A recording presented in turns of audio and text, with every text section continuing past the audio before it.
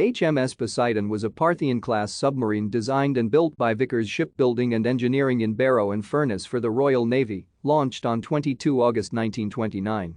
She spent most of her short career assigned to the Yellow Sea region, based at the Royal Navy's Weihai naval base in mainland China. In 1931, the submarine sank after a collision with the steamship Yuta north of Weihai. The submarine was later secretly salvaged by the Chinese in 1972. At about 12:12 on 9 June 1931, while exercising on the surface with the submarine tender Malaysian 20 mi north of the vessel's base at Weihai, and despite excellent visibility, Poseidon collided with the Chinese merchant vessel SS Yuta. 31 of the submarine's crew managed to scramble into the water before the submarine sank to the seabed 130 feet below within a few minutes. The aircraft carrier HMS Hermes, heavy cruiser HMS Berwick and sister submarine HMS Perseus led the rescue operations. Poseidon was equipped with Davis submerged escape apparatus which had come into service 2 years earlier. Thank you for watching.